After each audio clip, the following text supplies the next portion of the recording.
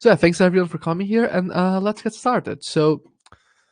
I'm gonna be talking here about my work on Apex Rush, but more importantly, on sort of like how to do car sound design for indie games on a budget, and gonna be using my work on Apex Rush to talk about sort of like the process of doing car sound design. And this is mostly aimed if you are a sound designer who hasn't done car audio before. I'm gonna be touching sort of like the basics of it. But if you have experience doing car, I'm gonna be touching into how I built the systems I'm using for uh, the car engine system playback on Unreal Engine 5. So if you do have experience with cars, that might be uh, hopefully there will be a lot of interesting things for you there if you haven't done that in UE5 before. So let's get started. So who am I and why I'm talking about this? So my name is Caio. I'm a sound designer and technical audio designer from Brazil, now based in Cambridge, Massachusetts.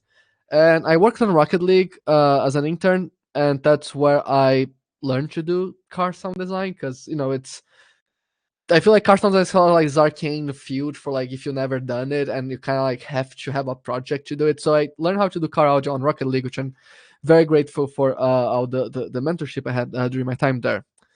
And since then, I've been working freelance, mostly doing contract work with Serial Lab and Unlock Audio, which are two audio outsourcing companies, and also been doing working on smaller indie games by myself, which includes Apex Rush.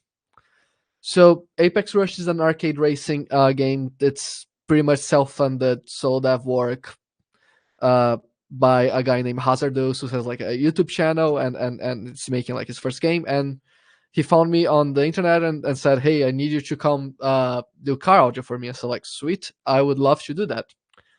So that's how it started, and the game is still in development. We're aiming for like a release, I think, like probably early next year. But we are in a place where like a lot of the systems and the sound for the cars are very much good shape. So I thought, you know, good as time as any to talk about the work on that area. Right. So first, I want to just show you how the car currently goes vroom, and then the talk is gonna be about how to make a car go vroom. And here's a video of sort of like the a test map with the one of my favorite with the drift car, with the SX7 drift car, which is one of my favorite sounding cars so far in the game, just to give you an idea of like everything that is going on there.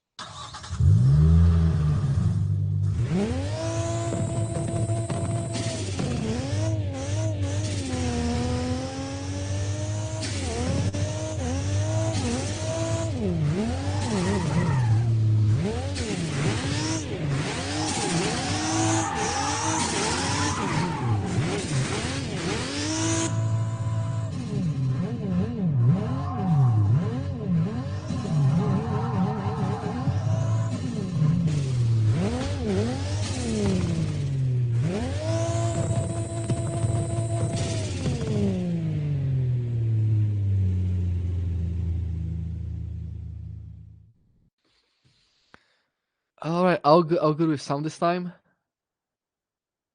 Let me check the chat. Okay, sounds great. Okay, glad we're back on track. So that's how the current states of the car sounds. And yeah, as I said, the rest of the talk's gonna be sort of like breaking down it from talking about like concept first, then talking about assets and how I edit those and where I sourced them from, the recordings, and then finally the last part is gonna be talking all about the systems in Unreal Engine that I built with Metasounds and blueprints to get it all sounding this way. So first, okay, the game has this sort of like low poly 3D art style, but we really wanted for the audio direction sort of go like the opposite way and go very like this like Hollywood hyper realistic sports car aesthetic for it. So really conveying like power and detail in the cars for the sound.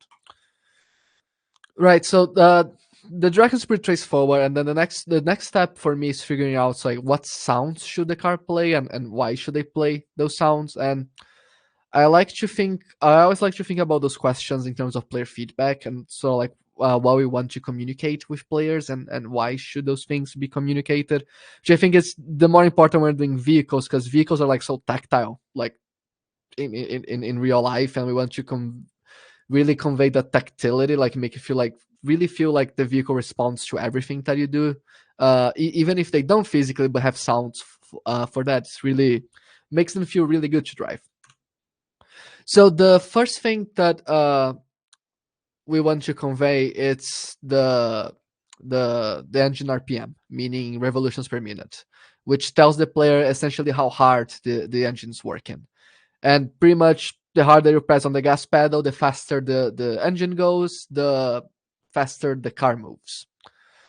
And for the RPM, there are two aspects of it that the sound should reflect. One being how the engine increases in pitch as the RPM goes up and down, and the second being how the engine timbre and tone changes as the RPM rises. And we're gonna go that a bit, but yeah, it's important to convey. It's important to have like really detailed recordings that allow you to like sample different parts of the car RPM range, so we can actually convey like the timbre changes that a car has as you accelerate and accelerate.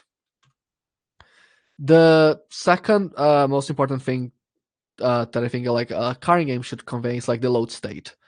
So conveying if and by that I mean like conveying if it's the throttle input is fully pressed and the player is fully accelerating, or if the player fully released the throttle input and the car is decelerating or braking. But conveying like is the engine under active load, like is the throttle pressed and there's fuel being injected into it to turn it, or is the throttle decreased, the player is braking and there's no fuel being injected, because the engine sounds different if it's actively working under load versus offload. And that I really like an Apex Rush, like I went to really exaggerate that to make it feel like really tactile, especially for the drift cards, because like for drift cards you have to like really be constantly like tapping the throttle to maintain the drift angle. So like really exaggerating the onload and offload state to make it feel really alive and organic. And the third thing, just on a highlight, the third more important thing is conveying perspective of the car. So where the camera is positioned. And as we saw on the video, we can have the camera in three spaces. We can have it on the exhaust, on the engine, and we can also have it in the interior, which are the three places where the car emits sound. So from the engine bay, it's sort of like the sound of the engine. From the exhaust, you're gonna have all the sound of the engine being sort of like resonated by the exhaust pipes. And then on inside the cabin, you're gonna have all of that being sort of like filtered by the interior acoustics of the car. So the audio of the car should like really reflect those perspective changes to make it more immersive and more realistic in that way, and also like more detailed. Because one thing about car engines is that they're really challenged to mix, because they're like this block of noise that's playing constantly, and it's also the most important thing in the mix because it's the car that plays controlling. So on top of that, the more things you can think about like introducing change and variations that way that feels natural for a car, the better you're gonna avoid ear fatigue that way. So like really honing in on perspectives, and really honing in on load state, and really honing in on how the engine changes the RPM. The more details you have conveying those three sort of parameters, the less annoying that sort of block of noise blasted on the player's ears is gonna be throughout the play session.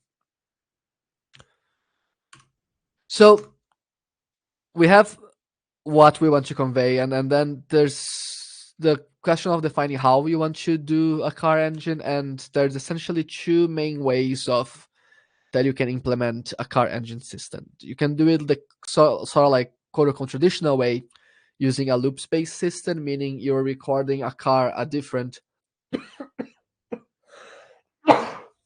excuse me, you're recording a car at different RPM levels. So you record the engine looping at 1000 RPM, 2000 RPM, 2000 RPM, etc. And then in game, basically you're sort of like pitching and crossfading those RPM samples up and down to reconstruct an engine. Or you can use a granular system, like if you're using a plugin like Crankcase Rev. A lot of AAA games including Rocket League, use granular system with crankcase rev, but it's basically another paradigm that allows for more allows for like quicker iteration and allows for a more detailed engine sound, but it does has a costly license, and there's also the onus of implementing the tech, which might or might not be feasible if you're a small indie dev. But essentially, we went with a loop space system because mostly for feasibility, it's cheaper and easier to make, even though like you do spend more time per car, but it's essentially free to implement because you're just using native tools in Unreal Engine. So you have like the costly license of a granular system, and so that's like what we chose to go with. And if you're doing uh sports car, if you're doing like hyper realistic cars, nothing really beats having detailed recordings of actual cars for your source.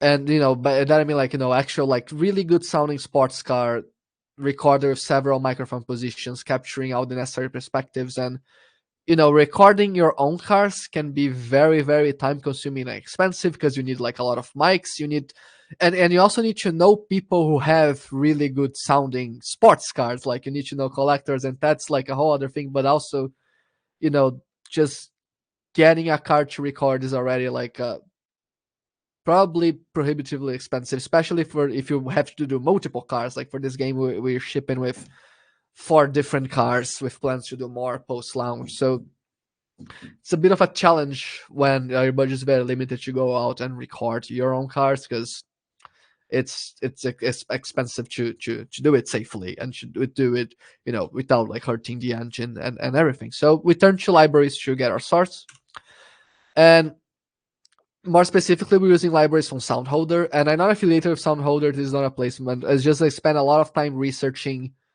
uh car libraries that fit our budget. And you might have heard like the pole position productions are like the holy grail of car sounds, and I do agree that their libraries are very, very good, but the libraries are really expensive, and the libraries also have a lot of gestures and source they record that are not really useful for game audio. Like if you're doing like a film, like all the whooshes and pass by are great, but for Apex Rush, like we really only need the RPM loops for the game. We don't need anything else. And the Soundholder libraries, like they're still very good quality, but they don't record as much of the extra stuff we needed. And they also have really consistent about recording RPM loops for game audio, because there's a lot of libraries out there that are also cheap but don't, they're very much film focused and don't have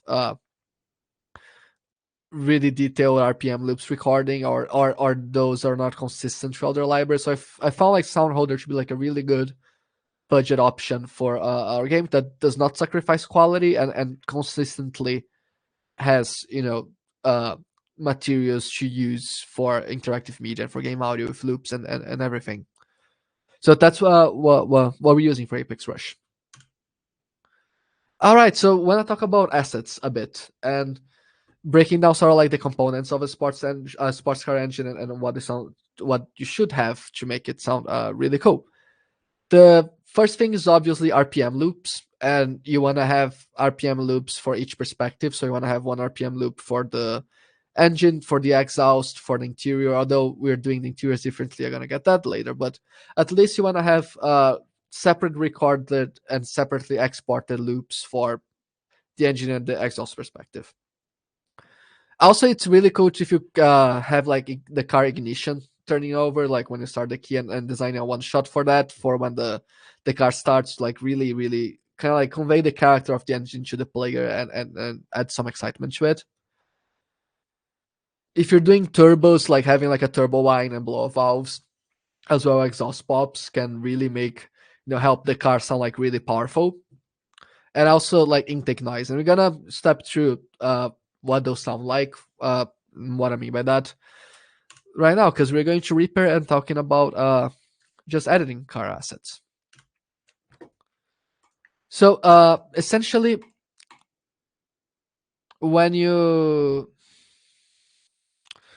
when you have like a car library, it's usually come, or at least like this is one of the cars from Soundholder, but they already have separate, RPM loops recorded. So have the idle loop, has a loop at 1K RPM, a loop at 2K, and more importantly, they have all the separate mic positions. So there's two mics for the exhaust and two mics for the engine. And without any processing, it sounds like this.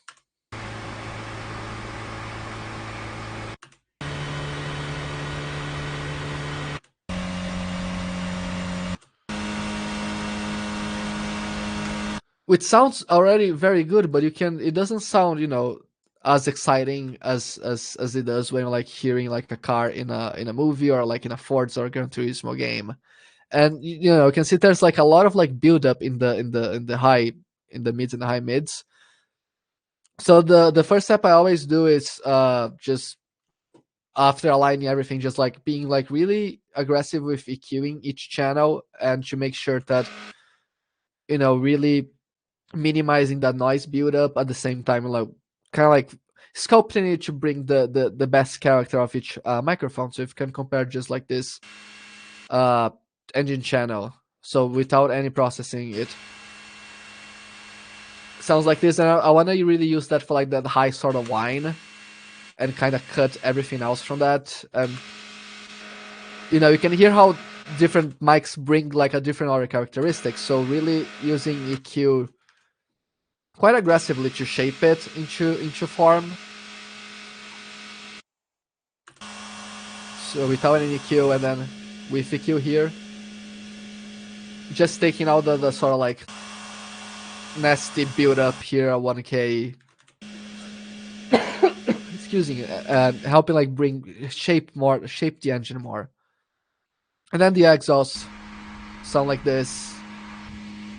Now sound like this. So I'm bringing more the weight of the on the exhaust here, clearing up the high mid build up. So when you're queuing like this, is almost always subtractively, almost always just trying to sculpt the mic we have into bring the best of the sound they can have.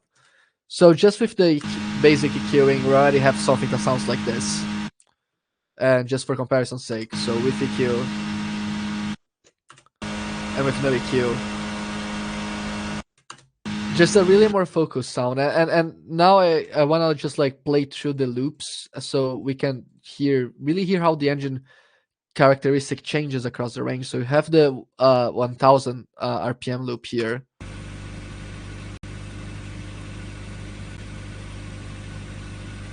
You can see as we step through the range like this, the timbres, at least for this car, kind of like becomes more and more focused, and there's like this high whine that comes into it. So 1000 sounds like this, 2000.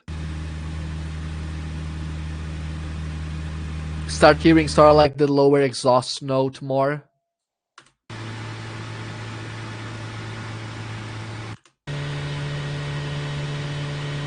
Then on 4000 it gets this real like aggressive quality to it. It starts becoming like the sort of like roar more from it.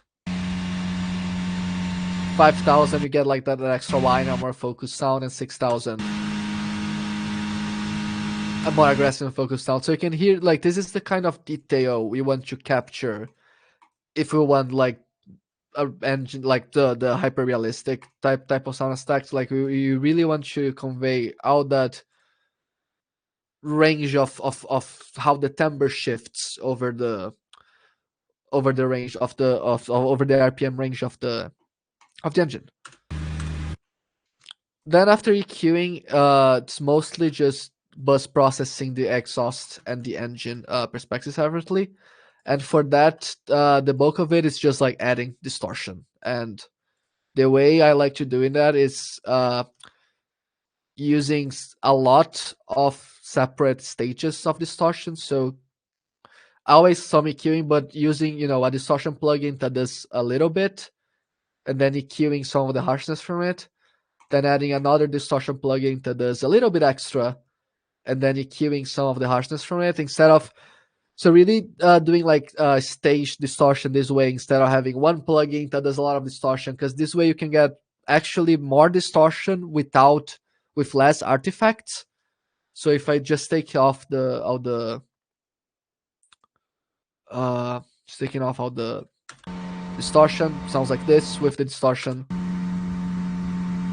sounds like this. So brings up like kind of like flattens a bit the frequency spectrum, brings up, especially on the exhaust, the lower note.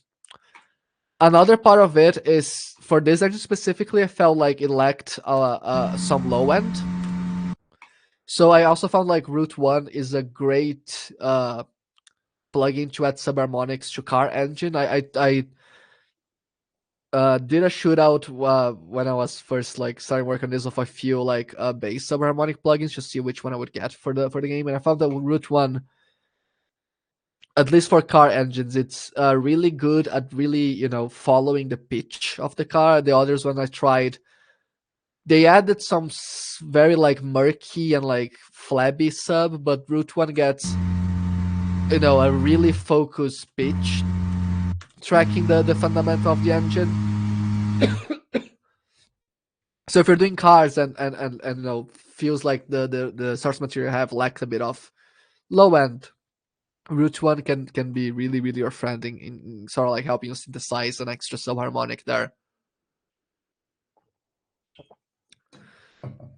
Excuse me. And then after it's mostly dynamic EQing to tame some of the low frequency build up, and then also doing some like multi-band processing for distortion. So here in like splitting, we actually only use 3 bands, but adding some extra distortion just on the high mids to bring that character more. Because I want to keep the bass from Root One kind of clean there. Just want to like bring some more aggression on the high mid. So using like extra multiband processing or extra multiband setup in Reaper to really really do some more like localized distortion. And then again, a lot of EQ just to get rid of some of the gunk that comes out of it, and some of the buildup that comes out with the stages of distortion and all the other processing. And again, I'll subtractive EQ mostly just to sculpt the sound and really bring the character of the engine out. And then the same thing for the engine perspective separately. Again, just a lot of extra EQing and stage distortion and the multiband setup. And yeah, usually you really want to hone in your low end on the exhaust and leave the engine perspective more a bit light, because all the power from like the low end of the car comes from like sort of like the resonance of the exhaust pipe. So we're only really doing the Root One, like the bass enhancement here on the exhaust perspective. Again, just comparison. So with the processing now, it sounds like this, and without any processing, it sounds like this.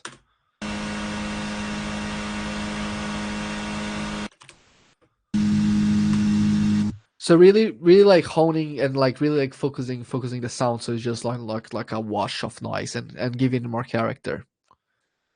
The next step, so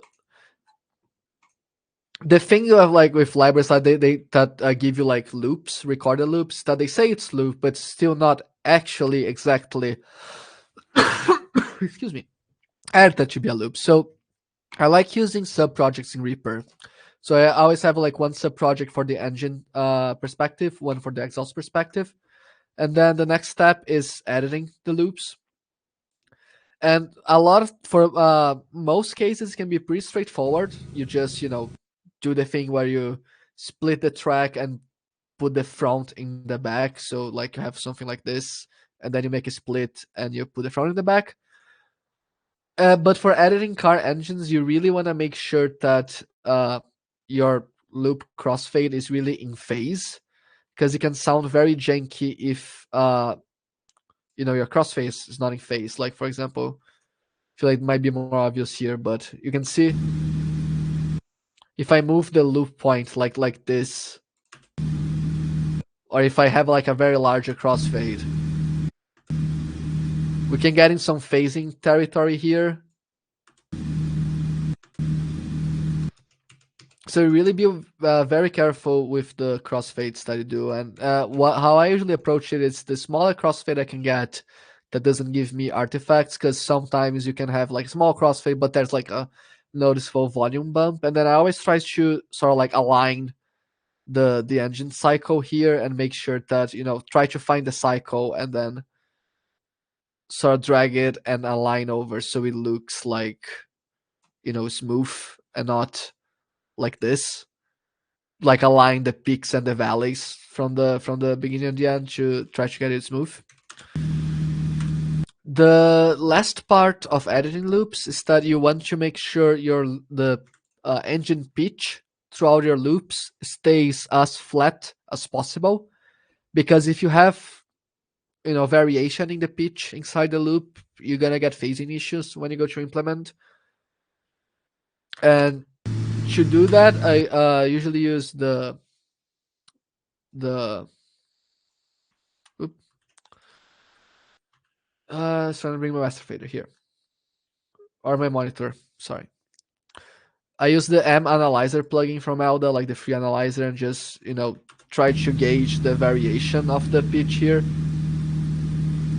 Because even if the at least like for sound holder stuff, even the stuff that they say to loop might still have too much of pitch variation for my taste. And so I always do a pass listening to it, and how I fix it in Reaper is I just use the item pitch envelope here. So just the take envelope and the pitch envelope here, and just here like I'm adding a one ramp here that goes, and it's very small pitch correction. So here I'm just adding, goes from 0 to 0.335 semitones, but that can be enough of a difference to give you a nasty phasing issue when you go implement. And then you want to make sure that both your engine and your exhaust loops have the exact same pitch curve. And for that, I use this custom script from Reaper called item/take paste attributes that allows you to copy one pitch envelope from one item and paste it into the other. So this way I make sure that whatever I do on the exhaust or on the engine should correct the pitch curve, I can have the exact same curve on the other one. And then just doing that process RPM by RPM loop. Another thing is if you have like a long enough loop, because like here I'm correcting the pitch because this was not long enough that I could just have like a nice selection where the pitch is flat, because ideally you want your loops to be about 4 to 5 seconds in length. I found that a minimum, like an absolute minimum threshold, at least for this project, is about 2.5 seconds of loop length. Anything less than that, then it's like the loop point, it's hard to hide the loop point and make like really seamless.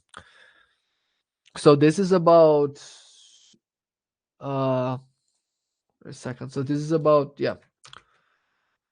1 second. SMT here. Frame rate, frame samples. Yeah, so from 15 until this is about like 5 seconds. I felt like by correcting the pitch this way, it felt really good. I didn't want to cut more, but yeah, this one is like a much smaller loop, and getting much smaller than this, you can get like makes it really hard to make a seamless loop. So ideally, aim for 4 to 5 seconds. The longer, the better. Like up to like 6 or 8 seconds. Much more than that doesn't make a lot of sense for it. But yeah, just be judicious with the selections you take to loop and make sure you get as flat as pitch as possible. And then also for there's the ignition asset, which for the ignition, I always like to get the key turnover here, and then sort of stitch it into a higher rev, a higher RPM rev, because just the key turnover into idle sounds quite boring. You just get this little jump here, but if you can crossfade into a more exciting rev that just makes it more exciting when the player starts the car. Yeah, and then after that, I always keep the. So this is still like a copy of the sub project in Reaper. I always keep it this way in case I need to. So by this way, I mean like the loop points edited but not consolidated in case I need to do revisions. So I don't have to find and re-edit everything. Then I just copy it here to another track and just glue all the loops together to export it. But I still have the my edits here. So in case I need to do revisions, I can just go back to my sub projects, re-render them, and then just glue the loops, the edited loops again, and I don't have to redo that process. Took me a bit to find like this sort of like workflow in Reaper, but now that I found it, like it's I like saves like a lot of time to like keep your to divide your engine and exhaust into sub projects after you mix them, and then do your edits on a copy of the track of the sub project, and then make a copy of the sub project where you actually glue the loops for export. Because then it makes it really easy for you to go back to sub project, do a revision, render the sub project, and then just glue your loops again instead of having to re-edit the loops every time you need to make a revision. And then after that, just export and bring it to the engine, which is gonna be where we're going next.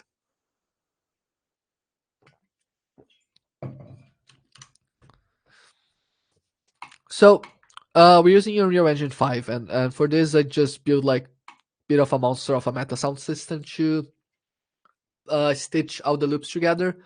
But yeah, we're gonna step through everything that I done and how I went about doing that. So essentially, the Metasound system has 3 layers to it, with each layer being a separate patch. So it has the top level layer, which basically is dedicated to mixing the perspectives together. So there's the engine perspective and the exhaust perspective, and then using parameters to mix them together. And I'm gonna go back to it. The mid-level layer, what it does is it does the onload offload processing, so processing the sound differently if the player is pressing on the gas versus releasing. And then the bottom level layer that does the actual crossfade between loops. And I'm gonna start breaking this down, and it looks a bit of a monstrosity, but it's essentially the same thing just repeated over and over again for each RPM loop. So if I play it,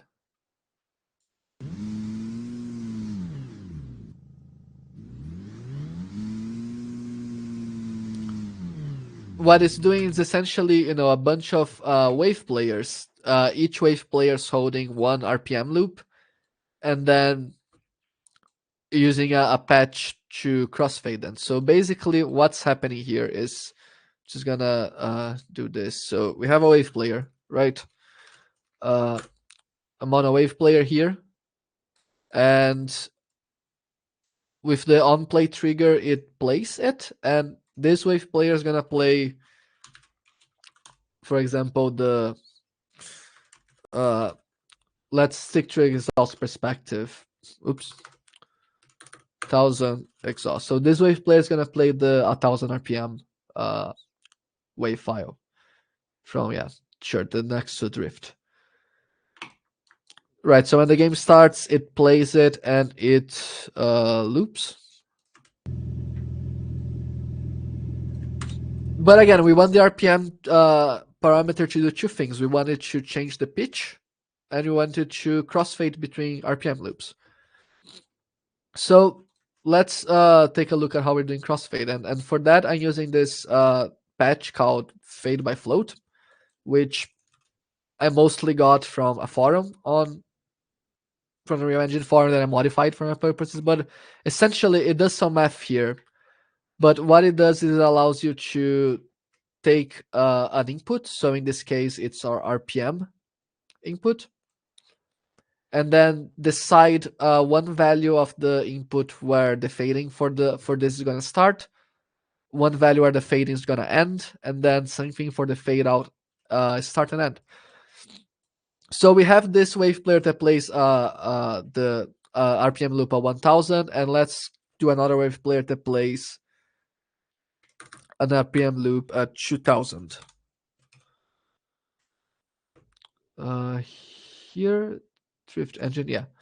So what we want to do here, for example, so the fading, because this is the first loop, uh, fading can start at 0 and fading ends at 1000 because it's 1000 RPM. And the next loop is at 2000, right? So we want it to be gone by 2000 RPM. So our fade out start might be, 1001, for example. So then we can put the input here, connect the input here, and we have, now we make it so, when it's from 0 to 1000, it starts fading in. And then from 1000 to 2000, it fades out. And then we can essentially do the same thing for our next RPM loop, right? But now it starts fading in at 1000, or it starts fading at 1000 RPM. Stops fading at 2000 RPM, which is our loop. Starts the fade out. Oops. Here, sorry. Starts the fade out at 2001 and would end the fade out at our next RPM, which might be 3000. Right, and then we can add a mono mixer node here to, or just sum the signal of the two wave players into our output.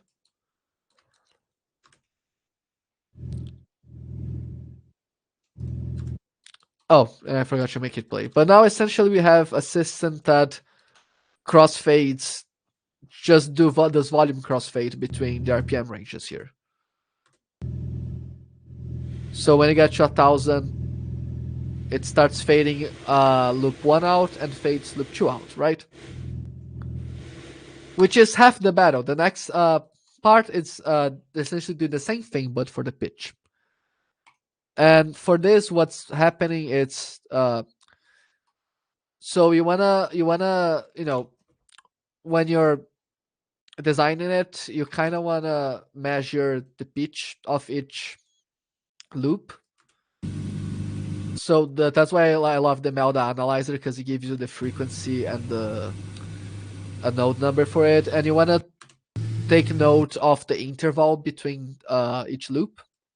And I have a spreadsheet for that with each carb, with the like RPM, frequency, and the note value.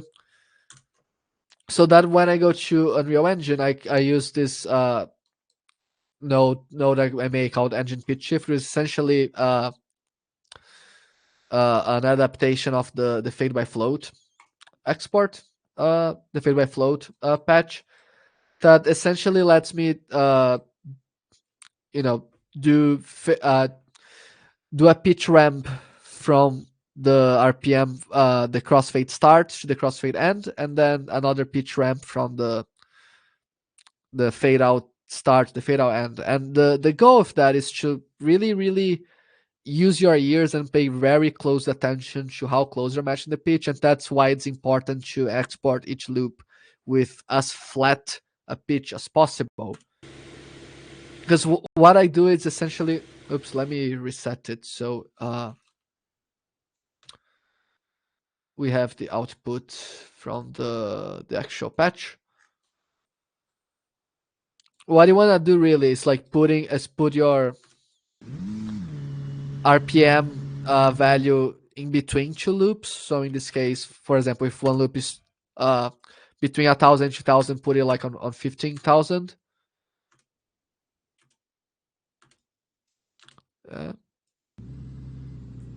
And here I have like arrays for pitch values, but adjust your pitch curves here, so you don't have like as least phasing as possible.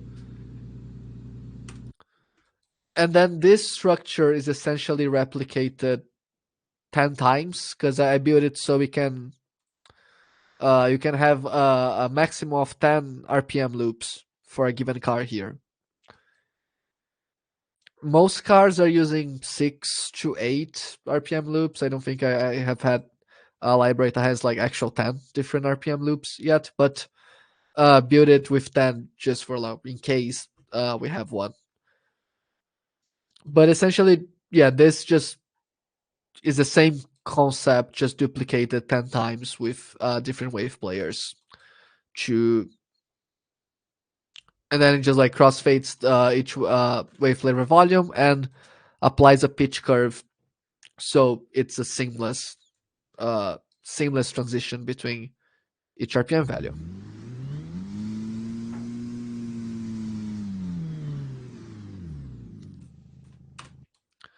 And then another thing I'm doing, and this is more for optimization, but I have this other patch that starts and stops each wave player based on the RPM range. Because if you just play 10 wave players at once on, on the on play trigger, you are essentially, taking the CPU to process 10 files, but you are at most, because we're crossfading them like this, only really hearing 2 loops at once at a given point, right? So it doesn't make a lot of sense to use all the CPU resource to play 10 files at the same time if you're only hearing 2 loops. So I made this other patch that checks if the RPM is below the minimum RPM range for this given loop. And if it is below it, it stops the loop. Then it does another check. So yeah, here it checks every time the RPM value changes, it uses the trigger compare float, check if it's less than the minimum RPM for the loop. If it is less, it sends a stop trigger. If it's more than the minimum, then it checks if the RPM is more than the maximum. And then if it's more than the maximum, sends a stop trigger. If it isn't, so if it's both less than the minimum and if it's both more than the minimum and less than the maximum, then it means that's in range. And if it's in range, do a trigger once you play it. And then yeah, also adding a RPM buffer range of 500. So just to add some safety. So because if you just do it just the hard max and minimum RPM values of the crossfade without a buffer, was getting some issues like pops and clicks. So this way avoids that, and this way, I'm able to have those 10 wave players here at ready, but they are only really using CPU resources to decode the wave files when the RPM is within an audible range for that given wave player. So this is the RPM crossfade system. What's happening now is on the middle layer. This whole Metasound patch is here on the middle layer as a node. So if I double click this, it's the crossfade layer. And what this middle layer does is first and foremost crossfades between the ignition one shot and the RPM loops. Crossfades between the ignition one shot and the RPM loops. And then it takes the RPM loops and send it to 2 paths to process based if it's the player's onload or offload. And then uses a crossfade node based on the throttle value. So the throttle value is essentially the value of the right trigger of the controller. So if it's 1, it's fully pressed. If it's 0, it's depressed, to crossfade between the offload and the onload path. So the offload path is essentially a series of filters, and the goal is here is to take off the high end and the high mids and mid range harshness from the engine to make it sound like more muffled. So I have like a ladder filter at 8,000 and some parametric EQs here doing some cuts and some very very aggressive cuts. So here taking minus 12 at 1300, minus 8 at 5500, plus a low pass filter at 8,000 to really muffle the engine when you're off throttle. Conversely, the onload path, it's another patch that essentially adds more distortion to it to really make the difference between onload and offload really dramatic, right?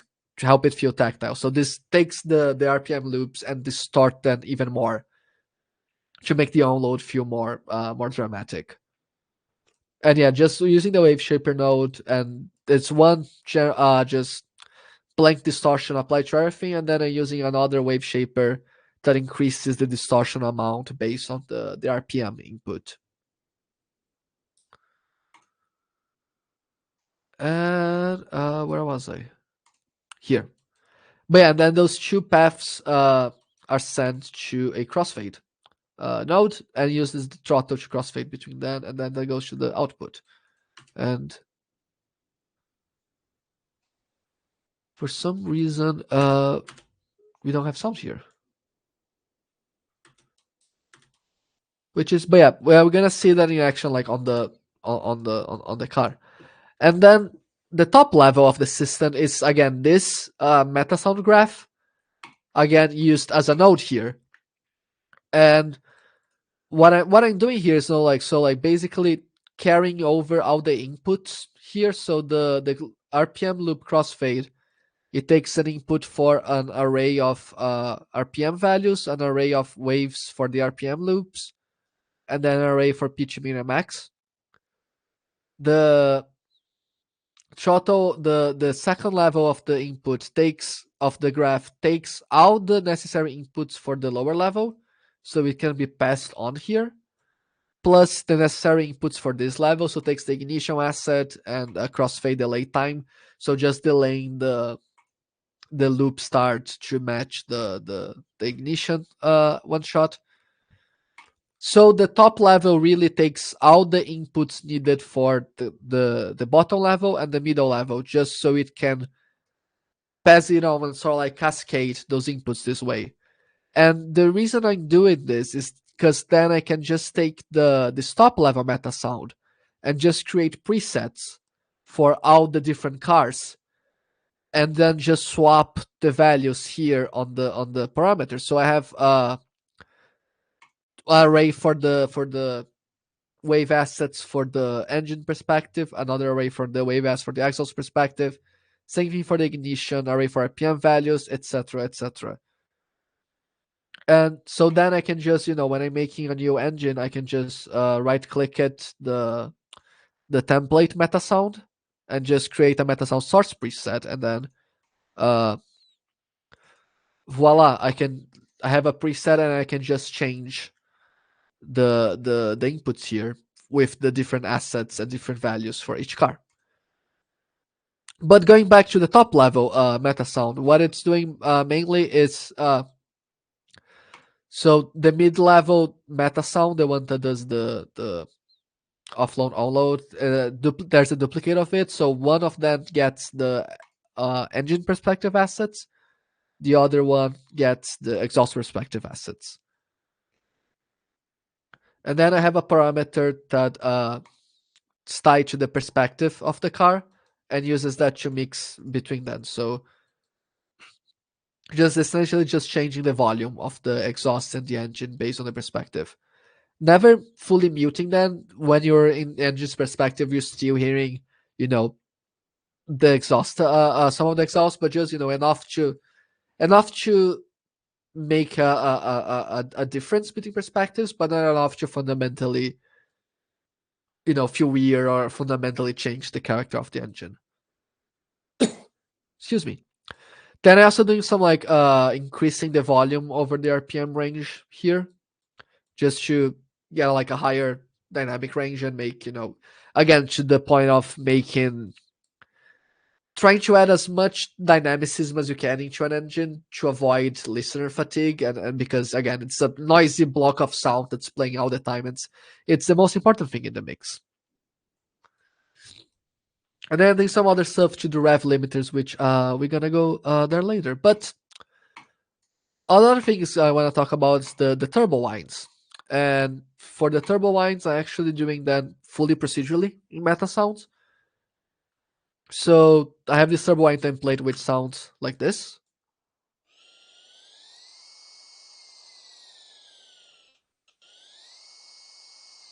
And it might sound very very annoying out of context, but if I play the game, and especially if I go into the engine perspective,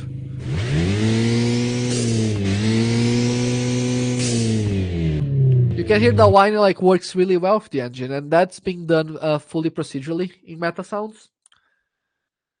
And the reason for that is flexibility. So you can have this graph and then just make preset of it and have just change the inputs again for each car and have different turbo sounds without having to go to your DAW and synthesize everything.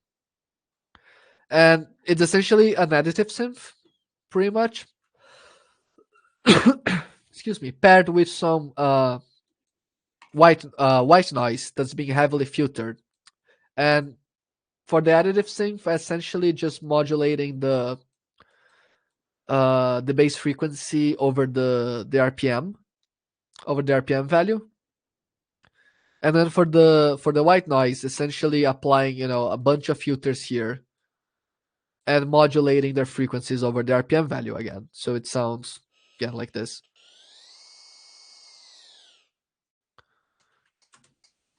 So the additive synth here gives like this sort of like tonal whine for it, and the white noise is there more to make it feel more grounded and less digital and less synthetic, let's say.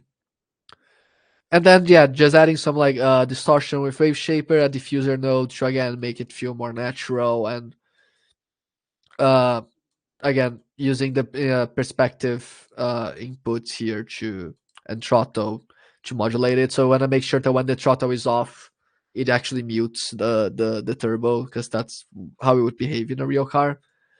And then using the perspective to make it louder when you're wearing the engine perspective, make it quieter in the exhaust perspective. And then again, same thing as the engine RPM loops, just being very very liberal with using inputs here, using inputs for everything, so then I can create presets out of it and just change the values in the presets, and then voila, I have a unique turbos for every car without needing to go to the DAW and come back with a new like synth design. Like I can just do it procedurally in Metasounds. All right, how we are doing on time? We are going a bit over. So the one of the other things I want to touch about in the engine is the rev limiter behavior. So basically, when you go to the top of the RPM range, and this is a bit too aggressive, but getting that sort of like sort of like behavior, and for that, essentially using an LFO that modulates the RPM parameter, another LFO that modulates the throttle input parameter, and then at the end of the chain, another LFO that modulates the overall volume of the engine, and the depth and the frequency for the LFOs again set as an input, so we can fine tune this for each car how the rev limiter behaves. But to hear in context again, I can put it in neutral and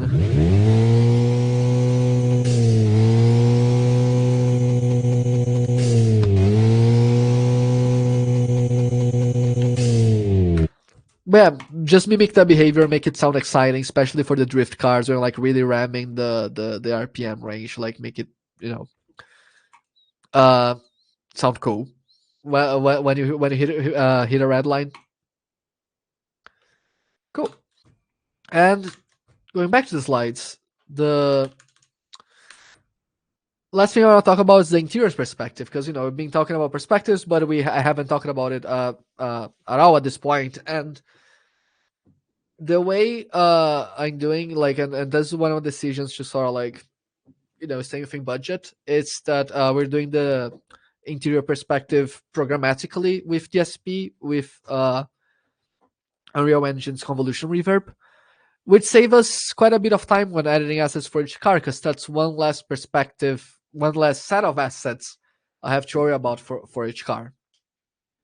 And just have this quick video, but essentially I broke into my neighbor's cars and popped a balloon to record the convolution, then brought that into Unreal, and with sub mixes and using that to affect pretty much all the sounds.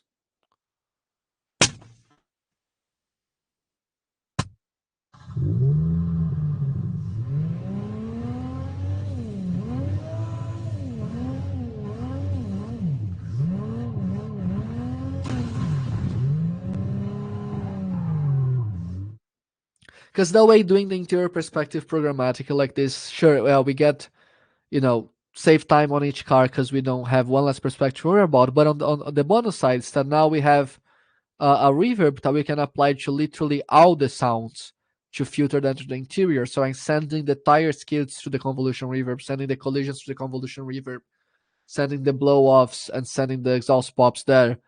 So makes everything, feels. It would be something we have to do anyway, pretty much to make the interior perspective feel more realistic. And the bonus side, so we can just send the engine also there, so that we can also use it as a single system that just does it programmatically for all engines. We don't have to worry about, it's one less perspective. Like, it's about like 6 to 7 less assets per car, which saves memory, saves time editing it, and I think it still sounds pretty good. Still conveys what it needs to convey, and for our purposes, I think sounds pretty good for that. And yeah, to do that in Unreal, essentially, you can pretty much make an impulse response out of any sound. So if you just go to like pretty much any asset, you can right click and create an impulse response. So you can also use convolution in Unreal Creative like that, but I just used that balloon pop, made a convolution response, and using that as a submix effect, and then based on the perspective, and either sending to the convolution submix or not sending it. And then just a few words on hooking up on Blueprint. Basically, well, the way I did it is I created a Blueprint component called the car engine, and here it has inputs for. So we wanted to have like a modular design, so we can sort of like mix and match parts of different engines. So it has an input for the engine Metasound, for the turbo Metasound, for the exhaust pop, for the blow off, and for the intake Metasound. So that way, we don't. Not every car needs unique exhaust pops. We have like a set of 3 different exhaust pops, instead of 3 different blow offs we have, and then we're like mix and matching between each car. So that way we can have each Metasound really separate, which helps with like scalability and maintainability, because you have each Metasound only really does one thing. And then at the Blueprint level, we can swap out, and try out different exhaust pops for each car, different blow offs for each car. And for that, we're using Unreal Engine Chaos vehicles for the vehicle framework.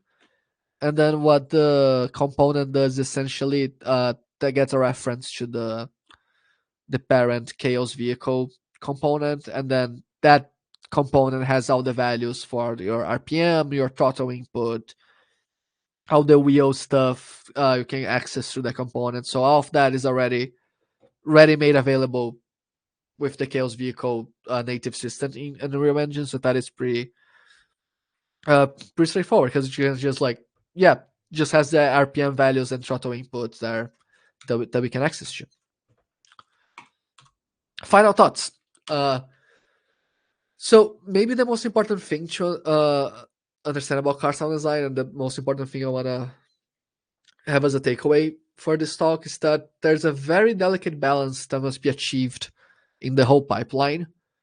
So the source material you're working with has to be very good. How you edit and process it has to be on point.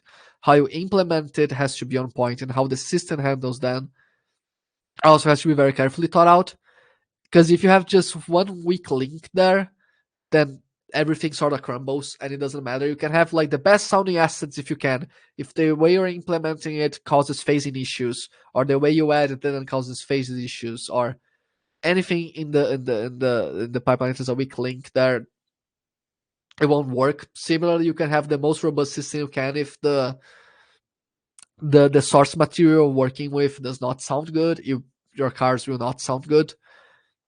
So it's a very delicate balance between the whole pipeline from like recording to final uh, technical systems that must be very carefully thought out to get a cohesive and nice sounding final result. Another thing is once like you define where your source materials come from, be it from car libraries or if like recording your own stuff, it's really important to start thinking about audio technology because that will there's a symbiosis between the technology you're using to implement and the assets you need.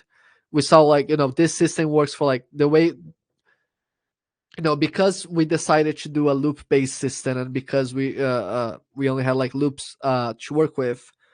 It changed the way we're doing it. If you're using a granular system, you're gonna build it another way. But also, even if you're not doing Unreal Engine native stuff, if you're doing like Fmod and Wise, it's important to like invest the time up front to build the system and determine how that system's gonna work and how you know how you're gonna essentially build cars interactively, how you're gonna build that out. And the way I did it for Apex was like before doing any final car, I just did like took one of the libraries we had and just did like very rough assets so I can like throw that in engine and validate the system as I was building it.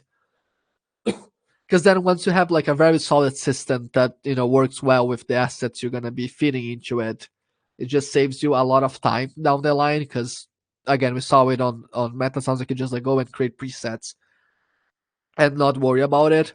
And if and also that way you know that if something is not working and something sounds bad, then it's not the fault of the system. The fault is in somewhere else, and might be the way you're editing that. If you're not flattening out the pitch curves, might be the source recording. But the way if you invest the time up front to build a really solid system and really stress test it and like troubleshoot it and make it really solid, then down the line it makes it easier to spot problems and to iterate and debug because it just makes it easier to spot where the problem is coming from when you're implementing and designing. And then also account for sound library purchases when budgeting. Seems pretty obvious, but even like sound holder stuff, like it can add up. Even though sound holder like the more budget option, like it can add up, especially if you have like a game where you have like 10 different cars. It can add up. And again, this is more valid if you're going for the sort of like hyper realistic cards. If you're doing like sci-fi cards, then like you might not even need libraries. You can probably just synthesize it. Or if you're going for like a retro arcade aesthetic and maybe get away with using one single RPM loop and just pitching up and down. But if you're going for this hyper realistic aesthetic, it's important to account for library purchasing when budgeting, or for the if you're recording your own cars, account for the equipment you're gonna need and probably like insurance for recording cars and all the time and effort in the budget. And also, especially if you're using libraries, make sure that the library has the materials you need and be very thorough and looking at the library's file list to make sure that they do have RPM loops or like steady RPM. Sometimes they're labeled that way because you don't want to buy a library and then realize, oops, they actually don't have RPM loops, and now you're out of that investment and can work with that in game because not all libraries have steady RPMs or RPM loops in the recordings. So yeah, pretty much making cars go vroom is quite hard, but it's incredibly rewarding and it sounds like very nice once we have all the moving parts for it. It like sounds like incredibly rewarding to hear the systems and your assets all working together. But thank you so much for coming to my talk. Uh, hope it was useful. Hope you learned a lot from it. And yeah, feel free to email me any other questions that might pop up later. And my tag on every social media is at Caio Jiacomini. And thank you so much for your time. I'm gonna take a look at the chat now and see if there are any questions from the audience. And again, stop sharing and not end the string like last time. All right. So, question from Levi Levy Cartman: how much car knowledge do you have going in versus how much you have to learn on the job? By that, you mean like just like knowing how cars work?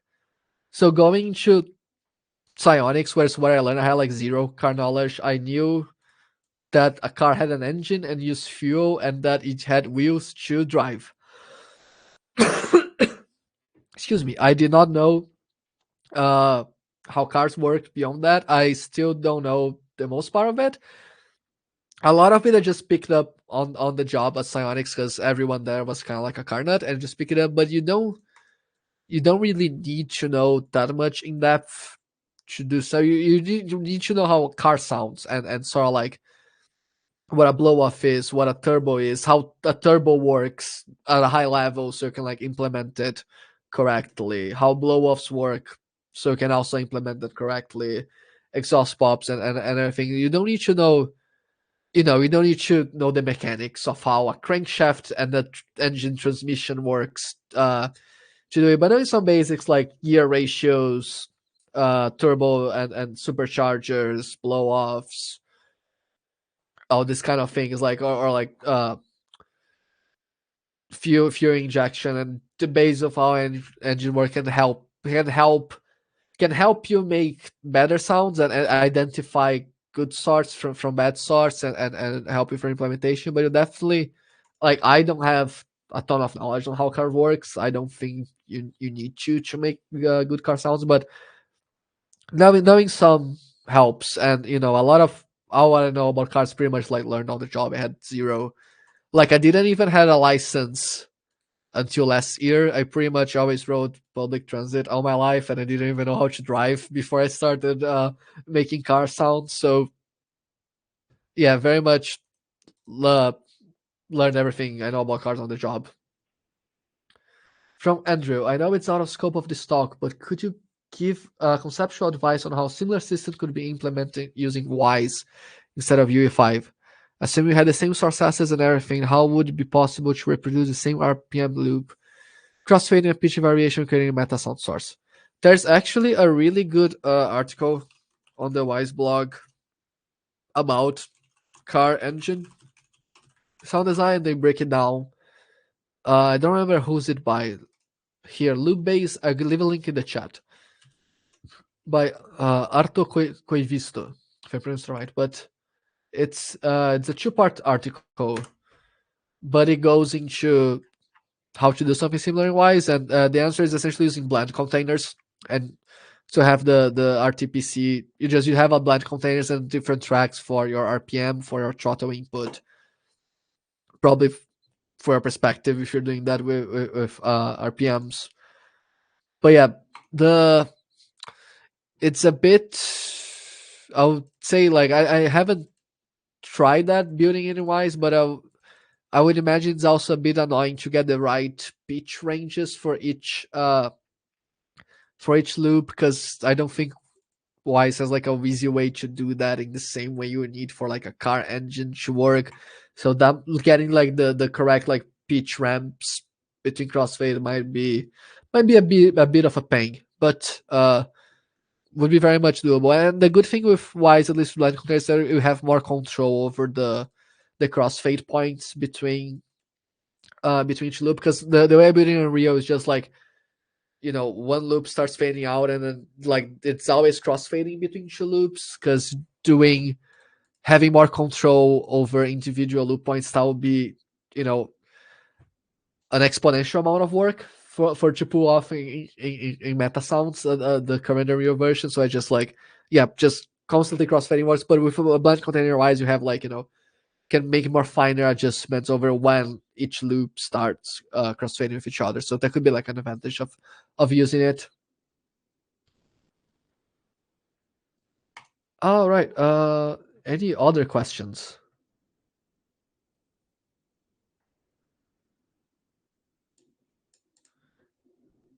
Game reminds me of her Rush 2049. Never heard about that. I'm gonna have to check it out. All right. In that case, thank you all so much for coming. And again, feel free to email me at Caio@gmail.com if you have any other questions pop up. Happy to answer it. Happy to chat or DM me here on Airway Goes. But yeah, in that case, have a wonderful rest of your day, everyone, and thank you so much for taking the time to hear me blabber about cars. All right. See you all. And now it's the correct time to hit the end string uh, button, I guess. But yeah, have a good day, everyone.